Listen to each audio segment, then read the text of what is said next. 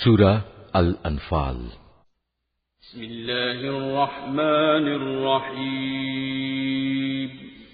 রহমান রহিম আল্লাহ তাআলার নামে। হে মুহাম্মদ, লোকেরা তোমার কাছে যুদ্ধলব্ধ ও যুদ্ধে পরিত্যক্ত অতিরিক্ত মাল সামান সম্পর্কে আল্লাহ তাআলার হুকুম জানতে চাচ্ছে। তুমি তাদের বলো, এ অতিরিক্ত সম্পদ হচ্ছে মূলত আল্লাহ তাআলার জন্য এবং তার রাসূলের জন্য। অতএব এ ব্যাপারে তোমরা আল্লাহ তাআলাকে ভয় করো এবং এ নির্দেশের আলোকে নিজেদের মধ্যেকার সম্পর্ক সংশোধন করে নাও। আল্লাহ তাআলা এবং তার রাসূলের আনুগত্য করো যদি তোমরা সত্যিকার অর্থে মোমেন হয়ে থাকো। মোমেন তো হচ্ছে সে সব লোক যাদের আল্লাহ তাআলাকে স্মরণ করানো হলে তাদের হৃদয় কম্পিত হয়ে ওঠে এবং যখন তাদের সামনে তার আয়াতসমূহ তেলাওয়াত করা হয় তখন তাদের ঈমান বৃদ্ধি পায় এবং তারা সব সময় তাদের মালিকের উপর নির্ভর করে।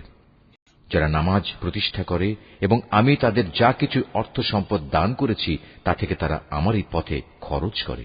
মূলত এ গুণসম্পন্ন লোকেরাই হচ্ছে সত্যিকার মোমেন। তাদের মালিকের কাছে তাদের জন্য বিপুল মর্যাদা, ক্ষমা ও সম্মানজনক জীবিকার ব্যবস্থা রয়েছে। এভাবেই তোমাদের বের হওয়া উচিত ছিল, যেভাবে তোমার মালিক তোমাকে তোমার বাড়ি থেকে বের করে এনেছেন। অথচ মোমেনদের একদল লোক তো এ কাজ তখন পছন্দই করেনি। সত্য তোমার কাছে প্রকাশিত হওয়ার পরও এরা তোমার সাথে বিতর্কে লিপ্ত হচ্ছে। মনে হচ্ছিল তারা যেন দেখতে পাচ্ছে ধীরে ধীরে মৃত্যুর দিকেই তাদের ঠেলে দেয়া হচ্ছে। স্মরণ করো, যখন আল্লাহ তাআলা তোমাদের প্রতিশ্রুতি দিচ্ছিলেন দুটি দলের মধ্যে একটি দল তোমাদের করায়ত্ত হবে, তোমরা তখন চাচ্ছিলে দুর্বল ও নিরস্ত্র দলটি তোমাদের করায়ত্ত হোক।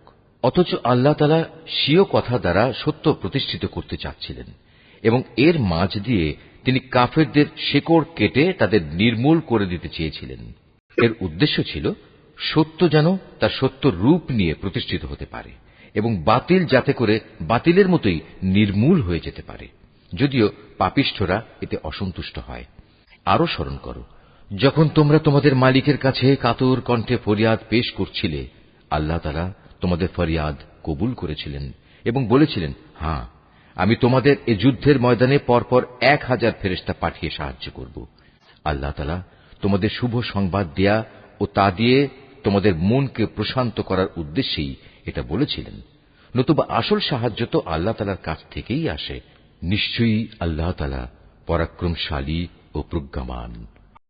আরো স্মরণ করো, যখন আল্লাহ তাআলা তার নিজের পক্ষ থেকে তোমাদের নিরাপত্তা ও স্বস্তির জন্য তোমাদের তন্দ্রায় আচ্ছন্ন করে দিয়েছেন এবং তোমাদের উপর তিনি আকাশ থেকে বৃষ্টির পানি নাজিল করেছেন। উদ্দেশ্য ছিল এ পানি দ্বারা তিনি তোমাদের ধুয়ে পাক সাফ করবেন, তোমাদের মন থেকে শয়তানের অপবিত্রতা দূর করবেন, তোমাদের মনে সাহস বৃদ্ধি করবেন। সর্বোপরি যুদ্ধের ময়দানে তিনি এর মাধ্যমে তোমাদের কদম মজবুত করবেন। স্মরণ করো, যখন তোমার মালিক ফেরেশতাদের কাছে ওহী পাঠিয়ে বললেন, আমি তোমাদের সাথেই আছি, অতএব তোমরা মোমেনদের সাহস দাও, তাদের কদম অবিচল রাখো। অচিরেই আমি কাফেরদের মনে দারুণ এক ভীতির সঞ্চার করব। অতএব তোমরা তাদের ঘাড়ের উপর আঘাত হানো এবং তাদের হাড়ের প্রত্যেক জোড়ায় জোড়ায় আঘাত করো। এ কাজটা এ কারণে করা প্রয়োজন, এরা আল্লাহ তাআলা ও তাঁর রাসূলের বিরুদ্ধে মোকাবেলায় নেমেছে। আর যারাই এভাবে আল্লাহ তাআলা ও তার রাসূলের বিরোধিতা করে তাদের জানা উচিত আল্লাহ তাআলা তাদের কঠোর আযাব দেবেন। হে কাফেররা, এ হচ্ছে তোমাদের যথার্থ পাওনা। এবার ভালো করে তোমরা এর স্বাদ গ্রহণ করতে থাকো। কাফেরদের জন্য দোজখের ভয়াবহ আযাব রয়েছে। হে মোমেন বান্দারা, তোমরা যখন যুদ্ধের ময়দানে কাফেরদের মুখোমুখি মোকাবেলা করবে তখন কখনো পৃষ্ঠ প্রদর্শন করবে না।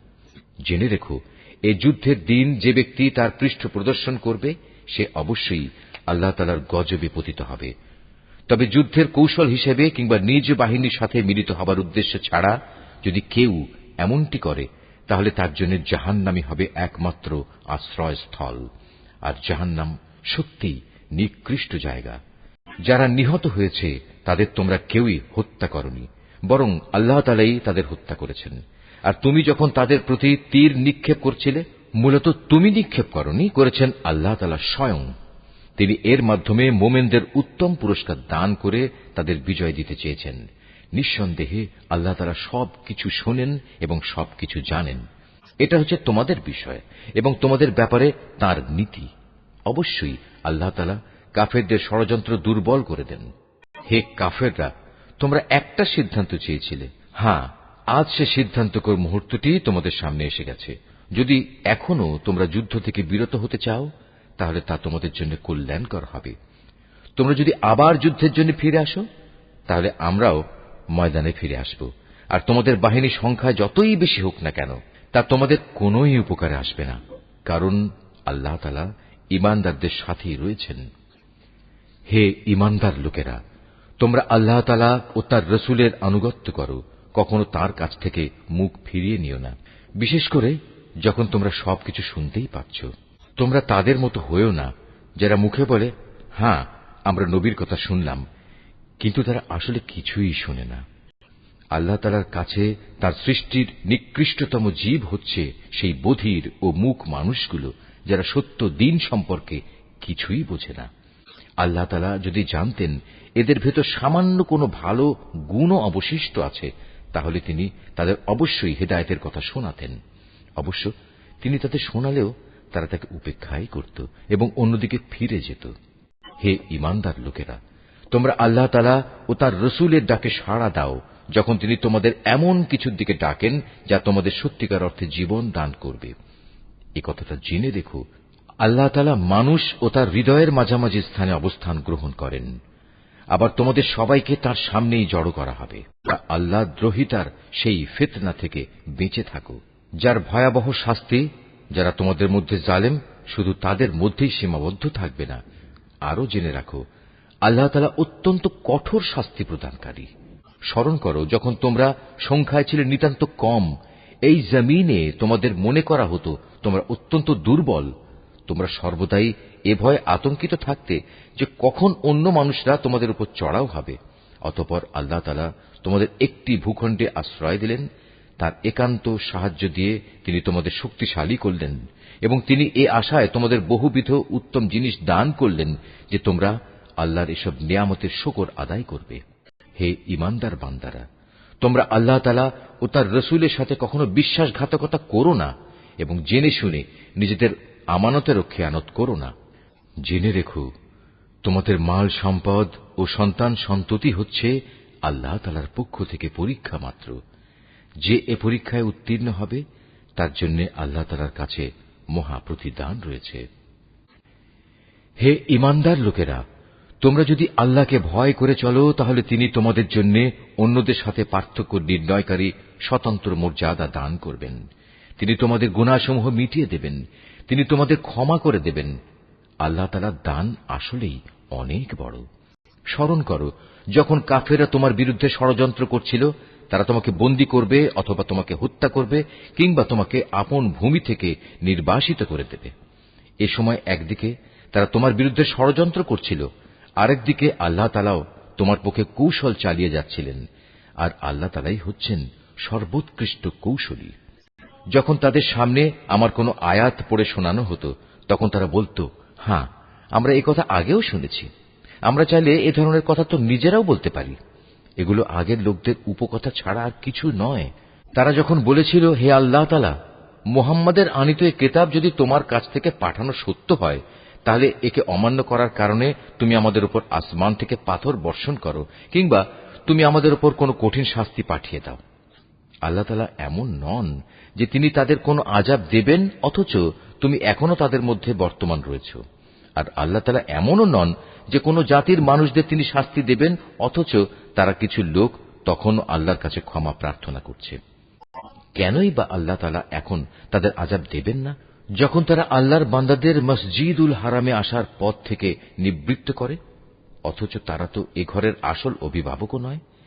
এ ঘরের আসল অভিভাবক হচ্ছে তারা যারা আল্লাহ তাআলাকে ভয় করে, কিন্তু তাদের অধিকাংশ মানুষই একথা জানে না। এ ঘরের পাশে তাদের জাহেলি যুগের নামাজ তো কিছু শীষ দেয়া ও তালি বাজানো ছাড়ার কিছু ছিল না। এ কারণেই আল্লাহ তাআলা তাদের বলবেন, এখন তোমরা তোমাদের কুফরি কার্যকলাপের জন্য শাস্তি ভোগ করো। যারা আল্লাহ তাআলাকে অস্বীকার করেছে এবং যারা নিজেদের ধন সম্পদ এ খাতেই ব্যয় করেছে, যে এর দ্বারা মানুষদের আল্লাহ তাআলার পথ থেকে ফিরিয়ে রাখবে, এদের জন্য তুমি ভেবো না এরা এ পথে ধন সম্পদ আরো ব্যয় করতে থাকবে। অতঃপর একদিন সে ব্যয় করাটাই তাদের জন্য মনস্তাপের কারণ হবে। অতঃপর দুনিয়ার জীবনেও তারা পরাভূত হবে। আর যারা কুফরি করেছে, আখিরাতে তাদের সবাইকে জাহান্নামের পাশে একত্রিত করা হবে। এভাবেই আল্লাহ তাআলা ভালোকে খারাপ থেকে পৃথক করে দেবেন এবং খারাপগুলোর একটাকে আরেকটার উপর থেকে সবগুলো এক জায়গায় স্তূপীকৃত করবেন। অতঃপর গোটা স্তূপ জাহান্নামে নিক্ষেপ করবেন। মূলত এর লোকগুলো সেদিন ভীষণ ক্ষতিগ্রস্ত হবে। হে মুহাম্মদ, যারা আল্লাহ তাআলাকে অস্বীকার করেছে তাদের তুমি বলো, তারা যদি এ থেকে এখনো ফিরে আসে তাহলে তাদের অতীতের সবকিছুই ক্ষমা করে দেয়া হবে। তবে যদি তারা তাদের আগের কার্যকলাপের দিকে ফিরে যায় তাহলে তাদের সামনে আগের জাতিসমূহের ভয়াবহ পরিণামের দৃষ্টান্ত তো মজুদ রয়েছেই। তোমরা কাফেরদের বিরুদ্ধে লড়াই করতে থাকো যতক্ষণ না আল্লাহর জমিনে কুফরির ফিতনা বাকি থাকবে এবং দ্বীন সম্পূর্ণভাবে আল্লাহ তাআলার জন্যই নির্দিষ্ট হয়ে যাবে। হ্যাঁ, তারা যদি কুফর থেকে নিবৃত্ত হয় তাহলে আল্লাহ তাআলাই হবেন তাদের কার্যকলাপের পর্যবেক্ষণকারী। এ সবকিছু সত্ত্বেও যদি তারা সত্য থেকে মুখ ফিরিয়ে নেয় তাহলে তোমরা জেনে রেখো, আল্লাহ তাআলাই হচ্ছেন তোমাদের অভিভাবক। কত উত্তম অভিভাবক আল্লাহ তাআলা, কত উত্তম সাহায্যকারী তিনি। হে মুমিনরা, তোমরা জেনে রেখো, যুদ্ধে যে সম্পদ তোমরা অর্জন করেছ তার 1/5 আল্লাহ তাআলার জন্য, রাসূলের জন্য, তার স্বজনদের জন্য, এতিমদের জন্য, মিসকিনদের জন্য ও পথচারী মুসাফিরদের জন্য। তোমরা যদি আল্লাহতে বিশ্বাস করো, আরো বিশ্বাস করো সেই বিজয় ঘটিত বিষয়টির প্রতি যা আমি হক ও বাতিলের চূড়ান্ত মীমাংসার দিন ও একে অপরের মুখোমুখি হবার দিন আমার বান্দার উপর নাজিল করেছিলাম। আল্লাহ তাআলা হচ্ছেন সর্ববিষয়ের উপর একক ক্ষমতাবান। যুদ্ধক্ষেত্রে তোমরা ছিলে উপত্যকার নিকট প্রান্তে, তারা ছিল দূর প্রান্তে, আর কুরাইশ কাফেলা ছিল তোমাদের তুলনায় নিম্নভূমিতে। যদি তোমরা আগেই এ ব্যাপারে তাদের সাথে কোনো অগ্রিম চুক্তির সিদ্ধান্ত করতে চাইতে তাহলে এ সিদ্ধান্ত বাস্তবায়নে তোমরা অবশ্যই মতবিরোধ করতে, কিন্তু আল্লাহ তাআলা তাই ঘটাতে চেয়েছিলেন যা ঘটানো আল্লাহ তাআলার মঞ্জুর ছিল।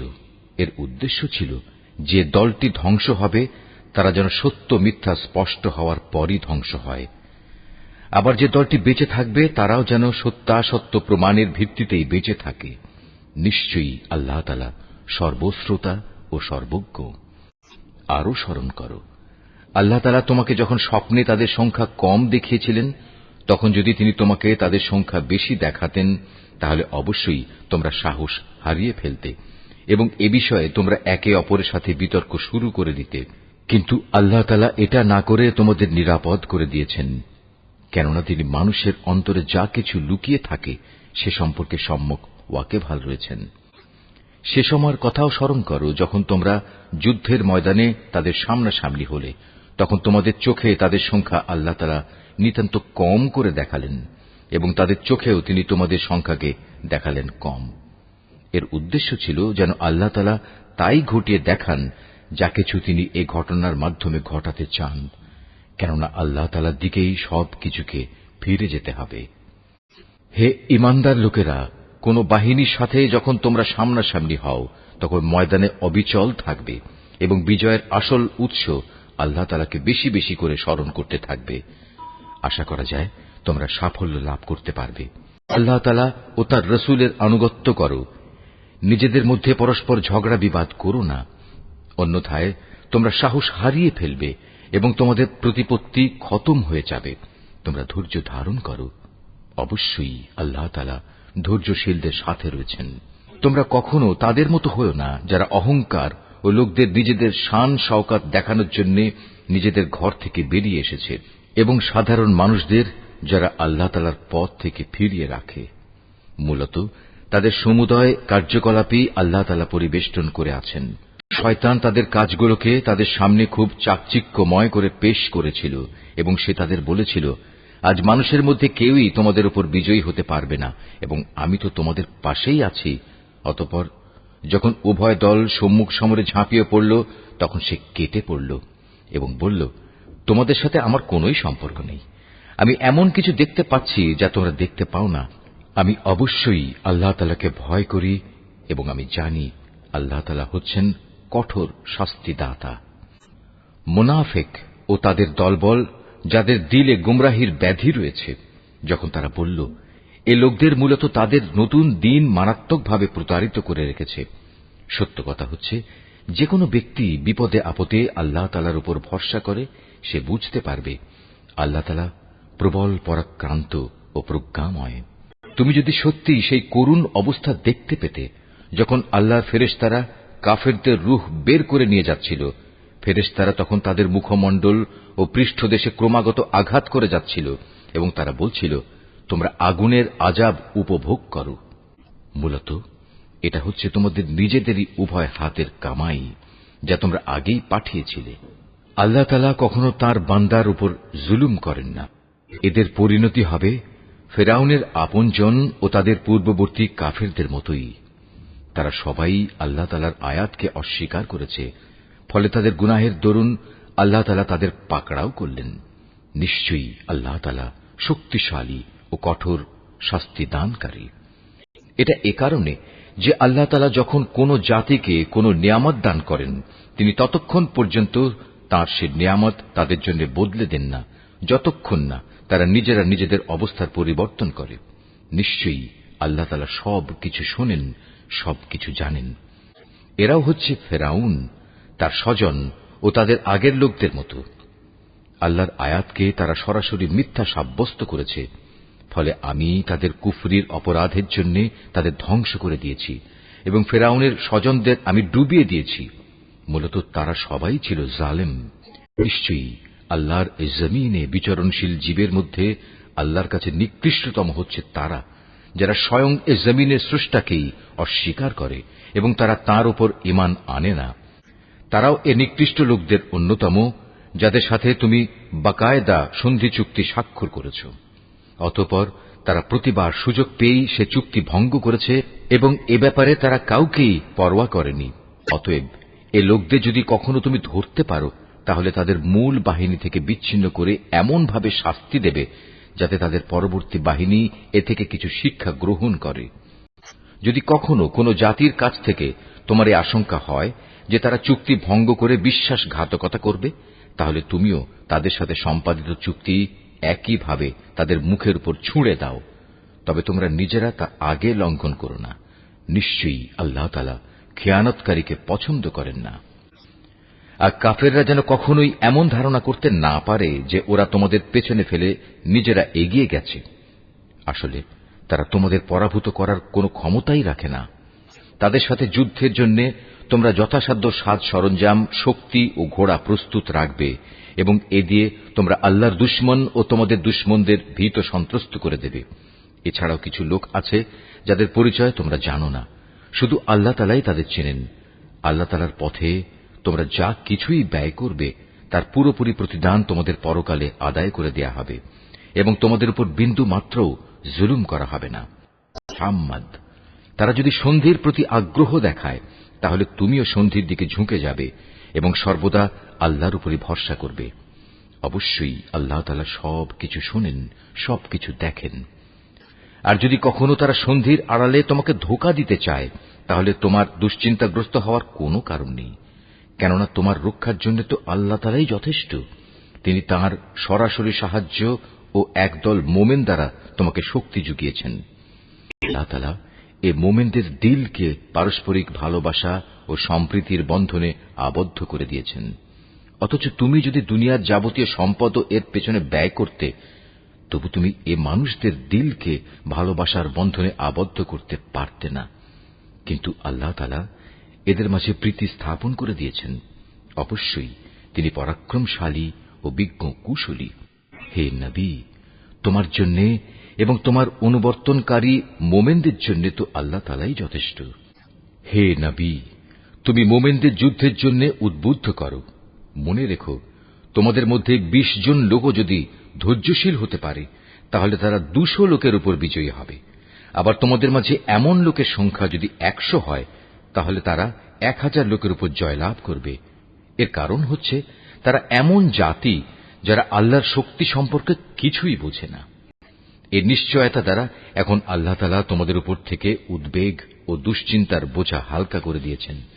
যেহেতু তিনি একথা জানেন তোমাদের মধ্যে কিছু দুর্বলতা রয়েছে, অতঃপর তোমাদের মধ্যে যদি 100 ধৈর্যশীল মানুষ থাকে তাহলে তারা 200-র উপর বিজয়ী হবে।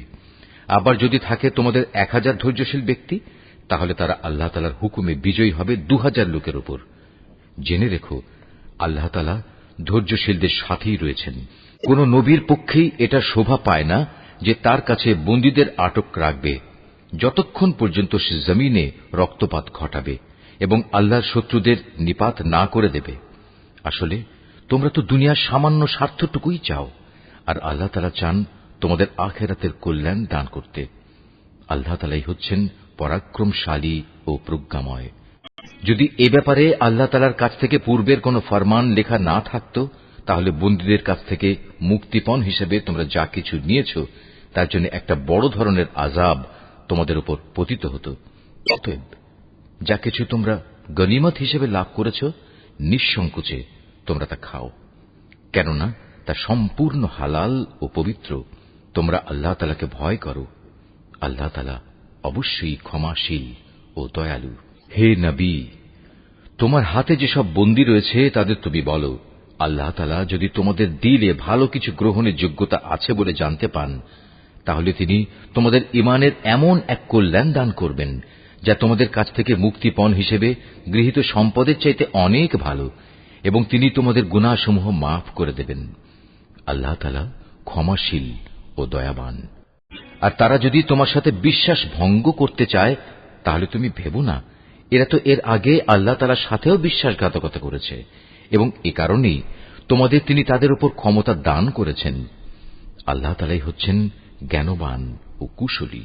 নিঃসন্দেহে যারা ঈমান এনেছে এবং এই ঈমানের জন্য হিজরত করেছে, নিজেদের জান মাল দিয়ে আল্লাহর পথে জিহাদ করেছে, এবং যারা মুহাজিরদের আশ্রয় দিয়েছে ও তাদের সাহায্য করেছে, তারা সবাই পরস্পরের বন্ধু। অপরদিকে যারা ঈমান এনেছে অথচ হিজরত করেনি, ততক্ষণ পর্যন্ত তাদের অভিভাবকত্বের দায়িত্ব তোমাদের উপর নেই। তবে কখনো যদি তারা একান্ত দ্বীনের খাতিরে তোমাদের কাছে কোনো সাহায্য চায়, তাহলে তাদের সাহায্য করা তোমাদের কর্তব্য। তবে তা যেন এমন কোন সম্প্রদায়ের বিরুদ্ধে না হয় যাদের সাথে তোমাদের কোন রকম চুক্তি রয়েছে। বস্তুত তোমরা যা কিছু করো, আল্লাহ তাআলা সব কিছুই দেখেন। যারা কুফরি করেছে তারা একে অপরের বন্ধু। তোমরা যদি একে অপরকে সাহায্য করার সে কাজটি না করো, তাহলে আল্লাহর এই জমিনে ফিতনা ফাসাদ ও বড় ধরনের বিপর্যয় সৃষ্টি হবে। যারা ঈমান এনেছে, এ ঈমানের জন্য হিজরত করেছে, নিজেদের জান মাল দিয়ে আল্লাহর পথে জিহাদ করেছে, এবং যারা এ হিজরতকারীদের থাকার জায়গা দিয়েছে এবং তাদের সাহায্য করেছে, মূলত এরা সবাই হচ্ছে সত্যিকারের মুমিন। এদের জন্য আল্লাহ তাআলার পক্ষ থেকে ক্ষমা ও উত্তম জীবিকার ব্যবস্থা রয়েছে। আর যারা পরে ঈমান এনেছে, হিজরত করেছে এবং তোমাদের সাথে জিহাদ করেছে, তারাও তোমাদেরই অন্তর্ভুক্ত। যারা আত্মীয়তার বন্ধনে একে অপরের সাথে আবদ্ধ, আল্লাহর কিতাব অনুযায়ী তারাও একে অন্যের উত্তরাধিকারের বেশি হকদার। নিশ্চয়ই আল্লাহ তাআলা সব ব্যাপার জানেন।